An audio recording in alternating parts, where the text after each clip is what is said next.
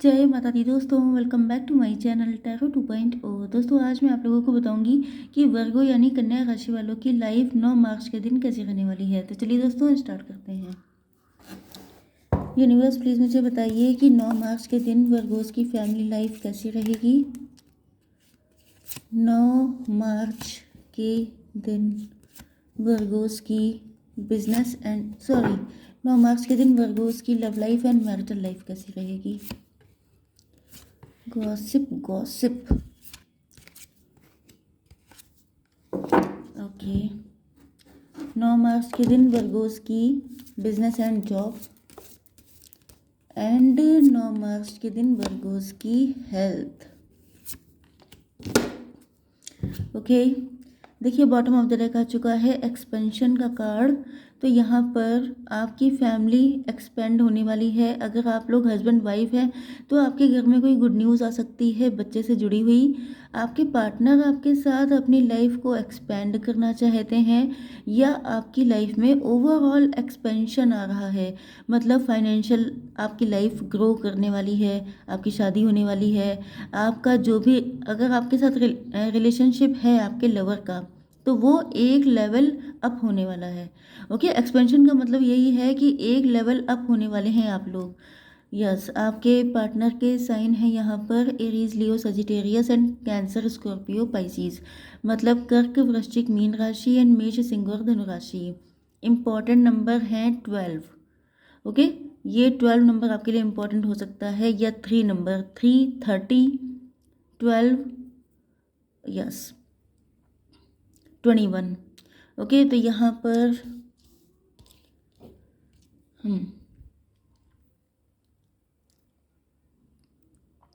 आपके पार्टनर ने आपको बहुत ज़्यादा घमंड शो किया है। ऐसा लग रहा है कि पास्ट में इन्होंने ये थोड़े से ज़्यादा ही, मतलब इमेच्योरिटी आप मान सकते हैं। हालांकि इमेच्योरिटी ऐसी फील नहीं होती है क्योंकि अगर आप किसी के साथ गलत करते हैं तो वो इमेच्योरिटी नहीं है। बट यहाँ पर थोड़ा सा ये लग रहा है कि आपके पार्टनर शो ऑफ के चक्कर में या हाई फाई सोसाइटी में कैसे उठना बैठना है, डील करना है, इन सारी चीज़ों में इनका चार्म बहुत ज़्यादा था। एंड अगर इनके पास पैसा बढ़ा, ज़्यादा रिच हो गए या ये रिच फैमिली से ही थे तो इनके अंदर इस चीज़ को लेके बहुत ज़्यादा प्राउड था। अगर ये बाई बर्थ रिच थे तब तो मान के चलिए कि ये बहुत ज़्यादा इगोइस्ट थे। ओके ये बहुत ज़्यादा इनको प्राउड था कि ये ऐसे ख़ानदान से बिलोंग करते हैं। एंड अगर ये बाद में रिच हुए हैं अपने पैसे से, अपने दम पे, तभी भी इन्होंने बहुत ज़्यादा जो लग्जरी देखी उसको डाइजेस्ट नहीं कर पाए। एंड कहीं ना कहीं इन्होंने बहुत सारी गलतियाँ कर दी हैं जिस वजह से ये अब आपसे फॉरगिवनेस चाहते हैं। यस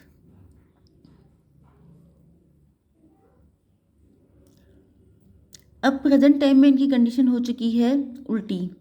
पहले ये बहुत ज़्यादा रिच थे, रिचनेस में इन्होंने बहुत ज़्यादा घमंड शो किया। तो वही चीज़ होती है कि जब आपके पास अच्छा टाइम होता है तो अच्छे टाइम को आप कैसे यूज़ कर रहे हैं ये सबसे इम्पोर्टेंट चीज़ है। इन्होंने अच्छे टाइम को यूज़ किया है बल्कि मिस यूज़ किया है। ओके इन्होंने बहुत ज़्यादा इगोइस्ट रहे हैं, बहुत ज़्यादा घमंड शो किया है एंड जो भी इनके लव्ड वन थे उन्होंने उसको दूर किया है। ओके तो आपको भी कहीं ना कहीं इन्होंने फॉर ग्रांटेड लिया है। आपको भी आपके साथ बहुत बड़े लेवल पे भी गलत किया हो सकता है एंड आपको फॉर ग्रांटेड भी लिया हो सकता है। ओके लेकिन अब इनकी कंडीशन वैसी नहीं रह गई है जिस वजह से ये आपको बताना चाहते हैं कि ये इमेच्योर थे, इनसे गलती हुई। ओके एंड अब आपकी कंडीशन बढ़िया हो चुकी है। अब आप लोग पॉजिटिव सिचुएशन में हैं, आप लोग अपनी लाइफ में एंजॉय कर रहे हैं। ऐसा नहीं है कि आपने बहुत अर्न कर लिया है या बहुत ज़्यादा वेल्दी या रिच आप हो गए हैं, बट आपके पास जितना भी है, क्योंकि जो इंसान अंदर से सेटिस्फाई होता है, जो इंसान कंटेंटमेंट में होता है, संतुष्ट होता है, उसको फिर वो ना किसी को डाउन फील कराता है, ना किसी को फॉर ग्रांटेड लेता है, ना अपने आप को बहुत ज़्यादा सुपीरियरिटी कॉम्प्लेक्स में रखता है। तो यहाँ पर आप बिल्कुल बैलेंस होकर चल रहे हैं, इस वजह से आप लोग खुश हैं। एंड यही सारी चीज़ें देख करके आपके पार्टनर जब इन दोनों सिचुएशन को टैली करते हैं तो इनको लगता है कि ये आपके लायक नहीं है। अब इनको सेल्फ वर्थ इशू हो जाते हैं। इनको लगता है कि आप ज़्यादा बेटर हैं हर एंगल से, विजडम में भी आप ज़्यादा आगे हैं, मैच्योरिटी में भी आप ज़्यादा आगे हैं, बैलेंस रहते हैं आप ज़्यादा, जिसे बोलते हैं कि हाई फाई बातें नहीं करने लगते हैं, किसी को डाउन फील नहीं कराते हैं। तो इनको लग रहा है कि इनसे बहुत ज़्यादा गलतियाँ हो चुकी हैं अपनी ज़िंदगी में, एंड ये आपके काबिल नहीं हैं। ओके, आपसे माफ़ी मांगना चाहते हैं, लेकिन इनको थोड़ा सेल्फ वर्थ इशू होने की वजह से ये माफ़ी भी नहीं मांग पा रहे हैं। आपके बिजनेस एंड जॉब में आप लोग अच्छी पोजीशन पे हैं, नो डाउट लीडिंग पोजीशन पे हैं, क्योंकि यहाँ पर दोनों कार्ड में किंग एंड क्वीन आए हैं। मतलब आप जो है काफ़ी ज़्यादा लीडिंग पोजीशन पे हो सकते हैं, बॉस हो सकते हैं, या मैनेजर पोजीशन पे हो सकते हैं। एंड यस, जहाँ पे पावर की ज़रूरत होती है, वही मैंने कहा था कि आपके अंदर बैलेंस है। जहाँ पे पावर शो करने की ज़रूरत होती है आप वो करते हैं, जहाँ पर लोगों को इमोशनली ट्रीट करने की ज़रूरत होती है तो आपको वो भी करना आता है। मतलब कहाँ किसके साथ किस लैंग्वेज में बात करनी है आपको पता है। इसी वजह से आप लोग सक्सेसफुल हैं, क्योंकि सामने वाला क्या डिज़र्व करता है, वो क्या चाहता है, वही चीज़ें आपको पता रहती हैं। तो आप नो डाउट काफ़ी ज़्यादा वाइज हो सकते हैं, काफ़ी ज़्यादा एक्सपीरियंस्ड हो सकते हैं, and at the same time mature भी हो सकते हैं। बट यहाँ पर आप लोग अपनी हेल्थ को लेकर के स्टक हो सकते हैं, या आपकी love life and marital life को लेके आपके अंदर स्टकनेस है। अब देखिए, आप देख सकते हैं इतनी देर से मैं आप लोगों की तारीफ़ें कर रही हूँ। आप देख सकते हैं कि यहाँ पर भी जो पर्सन है उसका माइंड बहुत ज़्यादा इनलाइटेंड है। मतलब कि ये कोई ऐसा पर्सन नहीं है जो जिसके पास, क्योंकि यहाँ पे ये सिचुएशन तो पनिशमेंट वाली है, तो आपके पास दिमाग की कमी नहीं है, इंटेलिजेंस की कमी नहीं है। बट यहाँ पर मेन दिक्कत ये है कि कभी कभी सिचुएशन ऐसी आ जाती है कि अच्छे अच्छे इंटेलिजेंट लोग फंस जाते हैं। तो यहाँ पर या तो आप अपनी हेल्थ को लेके स्टक हैं, कोई चीज़ ऐसी है जो ठीक नहीं हो पा रही है, एंड आप लोग बहुत सोच चुके हैं क्या करना है, समझ में नहीं आ रहा है। या तो फिर आपकी love life and marital life में हो सकता है कि आप डिसीज़न नहीं ले पा रहे हैं। ओके, तो ये चीज़ है जो आपको स्ट्रेस दे रही है। अब देख लेते हैं आपकी love life and marital life. तो यूनिवर्स प्लीज़ मुझे बताइए कि मेरे व्यूअर्स के पार्टनर की करंट फीलिंग्स क्या हैं।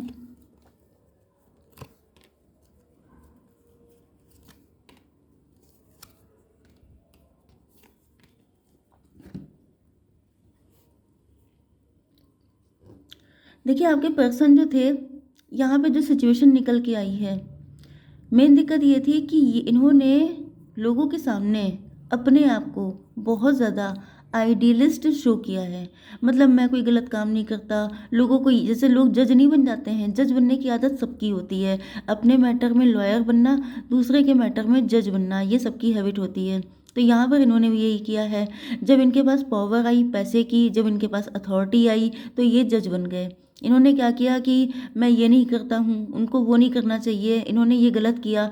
इस तरह के लोगों की जनरल हैबिट होती है, आपको सोसाइटी में दिख जाएंगे ऐसे लोग। ओके, जो ऐसा करते हैं। इन्होंने भी वही किया, क्यों? क्योंकि तब इनको आपसे इस कदर लव नहीं था, तब इनको खुद नहीं पता था कि ये ऐसी जगह पे आके फंसेंगे। मतलब ये खुद उसी चीज़ के शिकार हो जाएंगे जिस पे ये लोगों को पॉइंट करते थे, मतलब कि यस। तो यहाँ पर जो है आपके पार्टनर ने आपसे जो भी आपके साथ इमेच्योरिटी की है, गलतियां की हैं, उसका मेन रीज़न ये है कि इनको गॉसिप का डर था।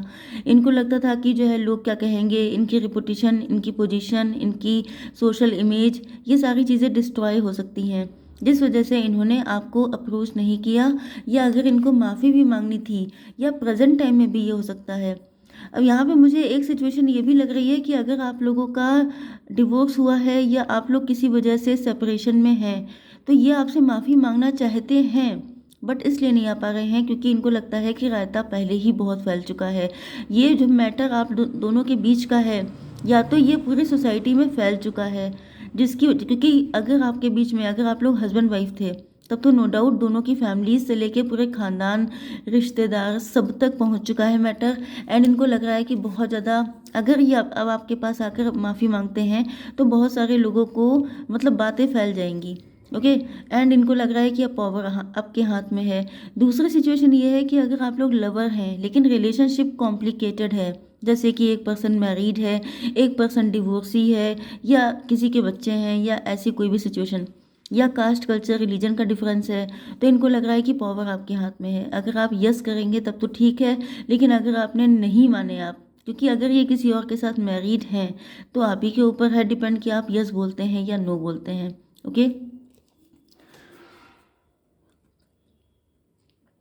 आपको ये बहुत ज़्यादा चिल करता हुआ देख रहे हैं, क्योंकि अगर आप लोग किसी फंक्शन में मिले हैं रिसेंटली तो इन्होंने आपको बहुत ज़्यादा एंजॉय करते देखा है, या तो फिर आप लोग बहुत अच्छी अच्छी पिक्स अपनी अपलोड करते हैं एंड आपकी पिक्स बहुत ज़्यादा अट्रैक्टिव होती हैं एंड उनको देख के इनको फील होता है कि जैसे आप को कोई फ़र्क नहीं पड़ता है कि आपका कनेक्शन इनसे बने या ना बने, क्योंकि आप लोग अपनी पावर में दिखाई पड़ रहे हैं।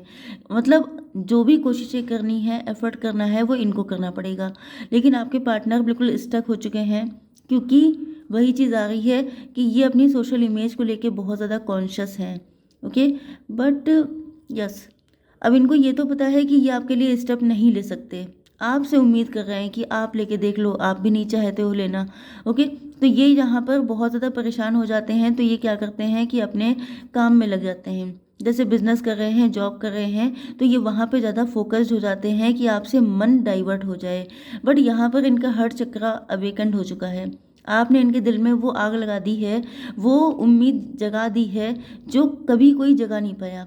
जो लाइट कभी कोई इनके अंदर ऑन नहीं कर पाया, वो आपने ऑन की है, जिसकी वजह से ये बिल्कुल भी चैन से नहीं रह पाते हैं। जबकि आपको देखते हैं तो आप बहुत ज़्यादा चिल्ड पर्सन दिखाई पड़ते हैं।